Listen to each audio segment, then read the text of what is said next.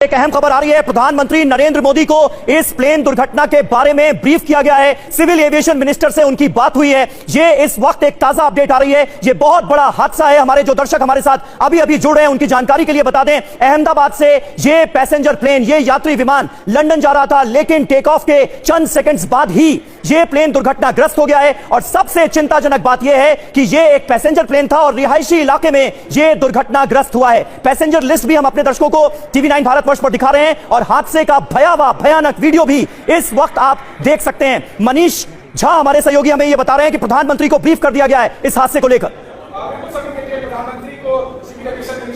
Civil aviation મિનિસ્ટરને brief કિયા જવાનોને પણ તમે અહીંયા જોઈ શકો છો કે તેઓ અહીંયા આવ્યા છે। અહીંયા કહી રહ્યા છે લોકો જે અહીંયા સ્થાનિક હતા એમણે જોયું કે લોકો જ્યારે પ્લેન ક્રેશ થયું ત્યારે બળતા લોકો જે છે બહાર આવ્યા છે।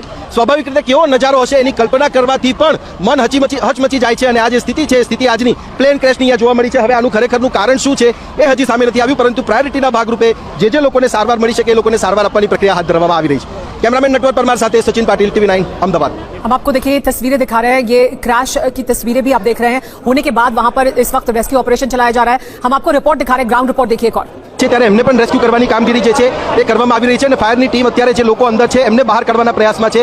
અહીંયા અત્યારે કોણ લોકો ફસાયેલા છે? સ્થાનિક લોકોનું કહેવું છે કે ત્રીજે ચોથે માળે માણસો ફસાયા છે। અમારા BSF પેને માણસો ગયા છે, તપાસ ચાલુ છે। ઓકે, અને આખી જે ઘટના બની છે હવે કઈ રીતની પરિસ્થિતિ, કેટલા લોકોને જ્યારે કંટ્રોલમાં છે, આ કંટ્રોલમાં છે। અચ્છા, ઉપર ડિસ્ટન્સ છે, 5 જણને લઈ આવ્યો છું। ત્રીજા માળે હળગવાનું ચાલુ છે અભી હાલ, અને ચાલુ છે, પબ્લિક જઈ રહી છે ને અમે લેવા જઈ જઈએ છીએ ઉપર। તો અહીંયા તમે જોઈ પણ શકો છો કે જે લોકો છે એ લોકોને રેસ્ક્યુ કરવાની જે પ્રક્રિયા છે એ પણ હાથ ધરવામાં આવી રહી છે। અને આખા મામલામાં એક જ છે કે જે ઘટના બની છે ઘટનામાં પ્લેન ક્રેશ થવાથી જે લોકો બિલ્ડિંગમાં હતા એ લોકો પણ, આ બિલ્ડિંગ શેની છે અહીંયા? તુલિયમ હોસ્પિટલ ડોક્ટર હાઉસ ગણાય છે। આ તુલિયમ ડોક્ટર હાઉસ ગણાય આપણો અમદાવાદ શહેર, અમે સિવિલ હોસ્પિટલ કરી આપણી, એનું તુલિયમ ડોક્ટર હાઉસ ગણાય છે। આ ડોક્ટર મેડિકલ MBBS કરી રહ્યા છે એમના માટેનું આ તુલિયમ સ્ટુડન્ટ હાઉસ છે। તો આ સ્ટુડન્ટ હાઉસ છે, આ મેડિકલ ડોક્ટર્સનું સ્ટુડન્ટ હાઉસ છે જ્યાં આ દુર્ઘટના બની હોવાનું સામે આવી રહ્યું છે। અને આપ જોઈ રહ્યા છો કે અત્યારે જે પણ લોકો છે એમને સકુશળ હેમખેમ બહાર કાઢવાનો જે પ્રયાસ કરવામાં આવી રહ્યો છે।